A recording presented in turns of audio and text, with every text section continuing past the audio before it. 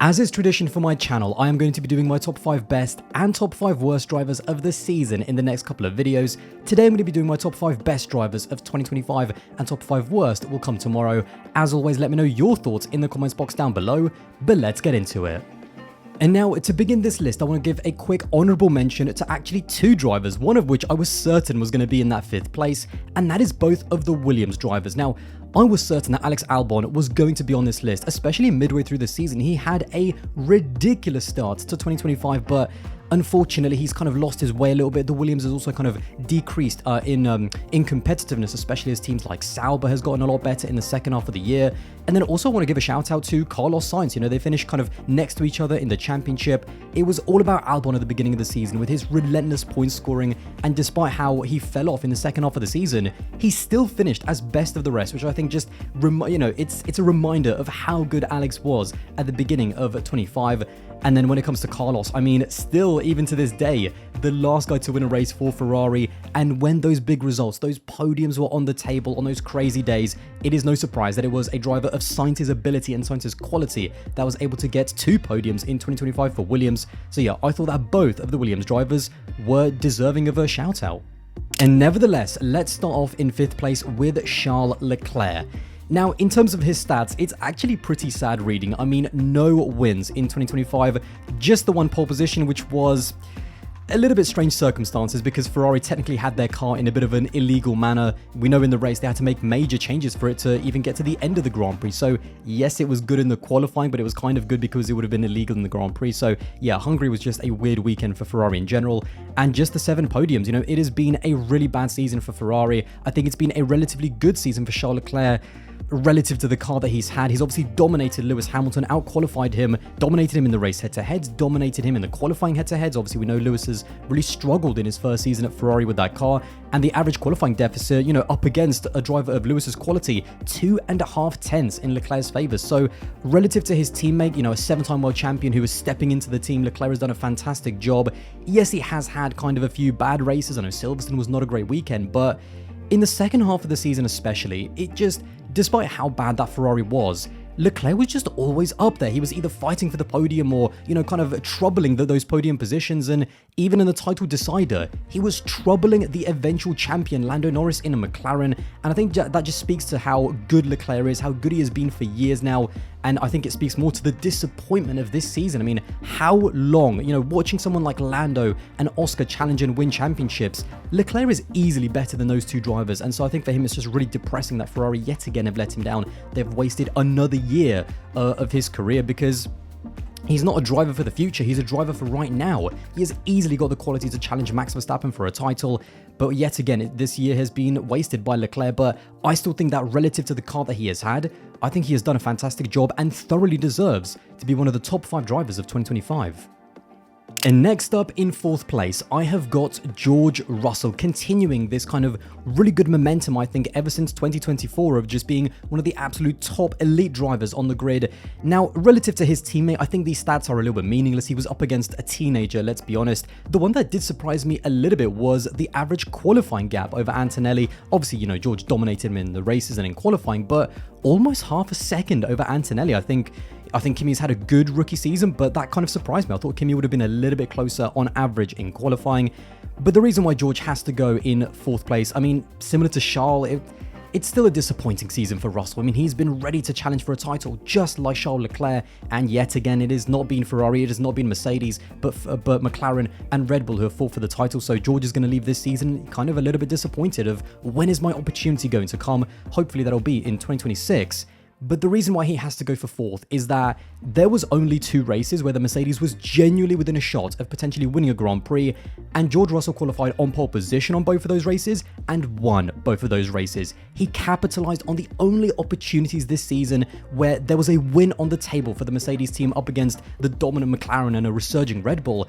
and grabbing those opportunities, those tiny little moments that didn't come up a lot in 2025, I think is a massive testament to how good of a driver George Russell is. He is definitely not we remember a few years ago he was making mistakes and crashes. None of that anymore. He's a really consistent driver weekend to weekend, always up there in qualifying. The McLarens and the Red Bulls were fighting for the title, but Russell in qualifying was always there, just at their heels, which I thought was very, very impressive. And yeah, along with those 9 podiums, the fact that he capitalized on the only 2 opportunities of the season to win a Grand Prix for Mercedes, I think just speaks to his consistency and the fact that he is one of the elite drivers on the current grid, no doubt about it. And now, in terms of the top 3, I think we can all guess what 3 drivers are going to be involved. Now, the really interesting thing is that in 3rd place, I do have Oscar Piastri. It's not exactly a massive reveal, but in terms of how this video is put together, I'll give a bit of behind the scenes.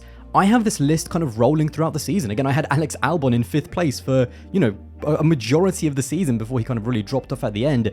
And I had Oscar Piastri as my number 1 driver also for pretty much most of the season until kind of the latter half of 2025. And yeah, 7 wins, 6 pole positions, 16 podiums. It was very close between him and Lando. I mean, 10-13 in the race head-to-heads, 11-13 in qualifying. So yeah, up against a driver who I think has more than double the experience that Oscar does. That is, still a really good season kind of in isolation, but he had the opportunity to win the title and he made far, far too many mistakes. Maybe it was the lack of experience. I think also the lack of confidence. He did crumble under pressure. We saw some really bad crashes from him as well. And I think it was just that Baku weekend. That is unacceptable for any driver. And so I think that's why he has to go in 3rd place. The fact that he led the championship for so many races and then got overtaken by Max Verstappen, who was 104 points behind him after Zandvoort. There's not really an excuse for that. So it is still a good season in isolation, I think, for Oscar Piastri, but certainly in the context of him leading the championship for so long, him having Lando Norris kind of at arm's length at the beginning of the year. Yeah, it was a really disappointing end, and unfortunately, although he did find his kind of momentum at the end of the season, obviously had that win kind of robbed of him by McLaren in Qatar, it just wasn't enough for him to eventually become the champion. But yeah, still a very good season, but yeah, I don't think you can make an argument for him to be anywhere higher than 3rd place. And next up then, in 2nd place, I have got Lando Norris, of course, our world champion. Similar to Piastri, the stats are unbelievably close. I mean, 7 wins, 7 pole positions, 18 podiums. Again, those head-to-heads are extremely close between him and Oscar. He just edged it in terms of their average qualifying gap. And it really was just those 2 back-to-back wins in Mexico and Brazil that just won him the title. I think perhaps a Lando from 2021 or 2024 maybe wouldn't have won those very crucial races under pressure, whilst he was trailing in the championship towards the end of the season, but he managed to get it done. He is the 2025 world champion.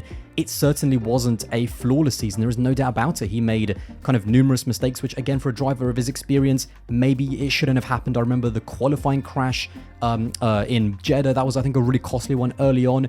And there was kind of a moment before McLaren brought that very key suspension upgrade in Canada where it really did look like he just had no answer for Oscar Piastri. Oscar was able to go on a run of I think it was 3 consecutive race wins, which was very impressive. Lando still has not been able to string together 3 consecutive race wins, which I think is still something that he needs to work on, but he clutched it up when it counts, and that's why I think that you have to say that he has had a better season than Oscar Piastri. And even though it wasn't the best performance in the title decider, he did what he had to do. He was very circumspect in terms of he just needed to finish on the podium, and that is exactly what he did. So yeah, Lando Norris is the world champion. He got it over the line for McLaren. They really needed this, because had they not, I think there would have been a lot of pressure and a lot of questions on McLaren, their drivers, and the management in terms of how have you managed to lose this title. So yeah, Lando, I think, has done a fantastic job to get it over the line.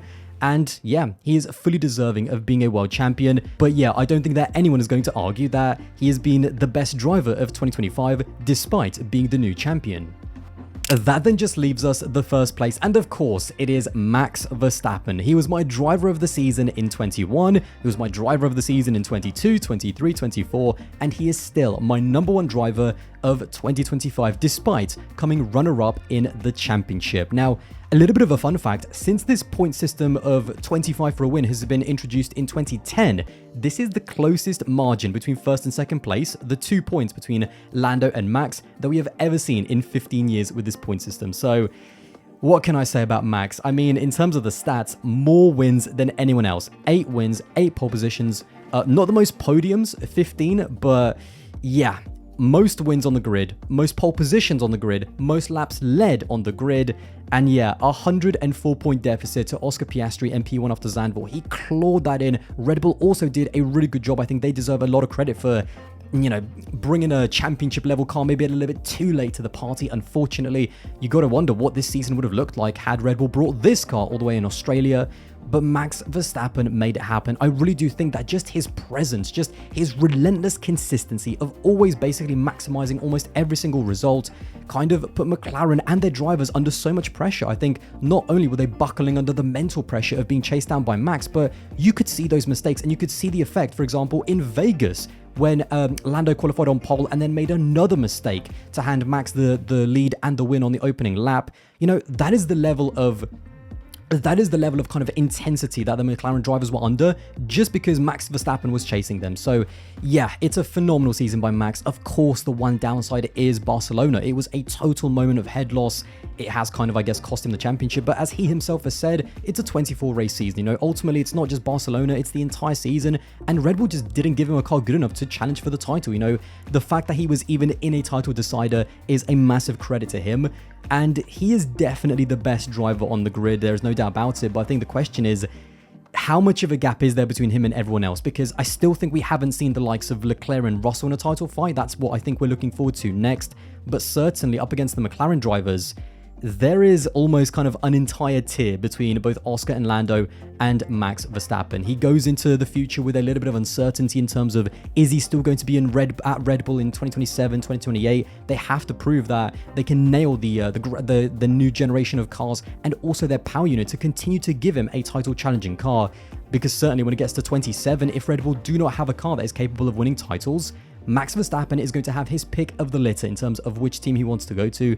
So yeah, what a phenomenal year by Max Verstappen. He himself has said that this is his best ever season in Formula 1. And looking at the improbable kind of turnaround that he was able to create, yeah, it's hard to argue that 2025, despite not winning the title, is not Max Verstappen's best ever season in Formula 1. Well, there you have it. That is my top 5 for 2025. Let me know all of your thoughts in the comments box below and your top 5 best drivers as well. Look out for tomorrow's video, which will have my top 5 worst drivers. That is always a fun one to put together. And if you did enjoy this video and want to support the channel, then don't forget to subscribe. That would be massively appreciated. And I'll see you in the next